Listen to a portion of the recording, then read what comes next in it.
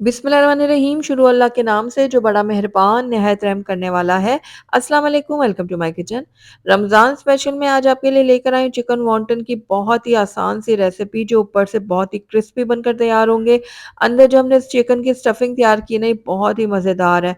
आप इनको बना के फ्रीज कर सकते हैं, 1.5 से 2 महीने तक ये बिल्कुल भी ख़राब नहीं होंगे। तो आपने ज़रूर ट्राई करना है, सबको बहुत ही पसंद आने वाला ये स्नैक है।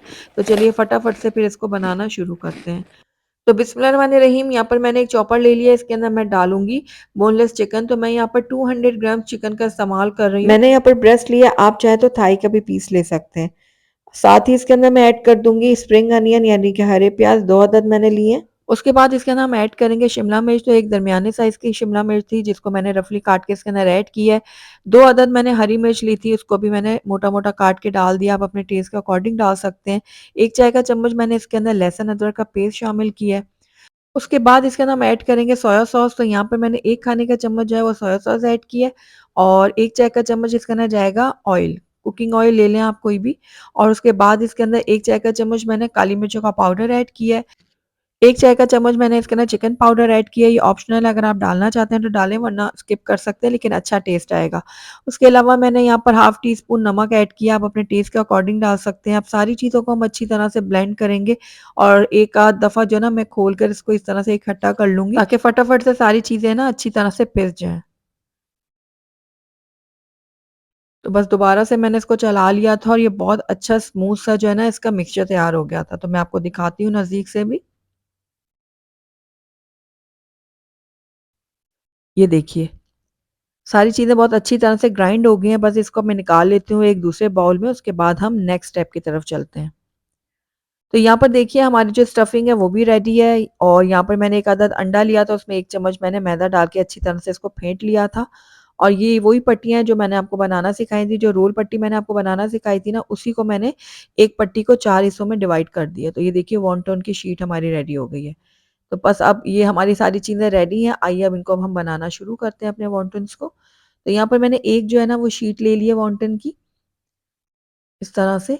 और उसके अंदर अब मैं डाल दूँगी स्टफिंग जो हमने चिकन की रेडी करके रखी थी। तो 1 टेबल से थोड़ा-सा कम ही मैं इसके अंदर ऐड कर रही हूँ, बहुत ही कम चिकन जाती है इसके अंदर। ये देखिए इस तरह से मैंने थोड़ी-सी चिकन रखी है इसके अंदर।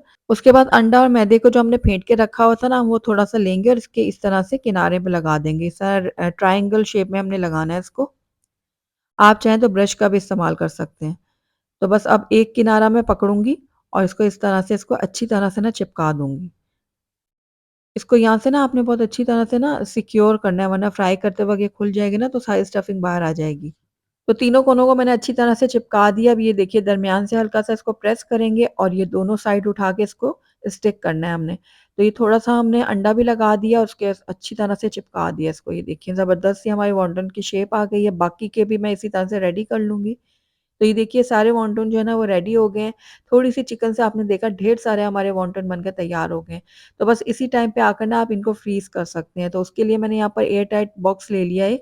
उसके अंदर मैं ये वॉन्टन रखूँगी, जिस तरह से कैप रखते हैं ना एक-दूसरे के अंदर, इस तरह हम रखेंगे। ये देखिए बाज़ार वाले भी इसी तरह से जो है ना आपको सेट करके देंगे। तो अब इस तरह से मैंने सारे जो वॉन्टन है वो सेट कर लिए हैं। ढक्कन बंद करेंगे, इनको अब हम फ्रीज़ कर लेंगे। जो बाकी के थोड़े बच गए हैं वो मैं आपको फ्राई करके दिखा देती हूँ। तो यहाँ पर मैंने कढ़ाई में ऑयल गरम करने के लिए रखा हुआ था पहले से। अब इसके अंदर एक-एक करके हम अपने वॉन्टन डालेंगे और इनको गोल्डन और क्रिस्पी होने तक फ्राई करेंगे। तो इस तरह देखिए हिलाते-जुलाते फ्राई करेंगे ताकि एक जैसा कलर आए। तो ये देखिए बहुत ज़बरदस्त से हमारे जो है ना वॉन्टन रेडी हो गए हैं। बहुत अच्छा गोल्डन कलर आ गया है इनके ऊपर। तो बस अब आइए इनको मैं प्लेट आउट करके दिखाती हूँ आपको। माशाल्लाह से थोड़ी-सी चिकन से हमने ढेर सारे चिकन वॉन्टन बना के तैयार किए हैं और ऊपर से ही देखिए कितने क्रिस्पी बने हैं और अंदर से इसकी स्टफिंग बहुत ही मज़ेदार है। आप इनको बना के फ्रीज़ कर सकते हैं तकरीबन 1.5 से 2 महीने के लिए और उसके बाद अपनी फैमिली के साथ इसको एन्जॉय कर सकते हैं। तो इस रमज़ान में मेरी इस रेसिपी को आपने ज़रूर ट्राई करना है और मुझे बताना है कि मेरी ये रेसिपी आपको कैसी लगी। और वीडियो को शुरू से एंड तक देखने का आपका बहुत-बहुत शुक्रिया। Thank you for watching. अल्लाह हाफ़िज़।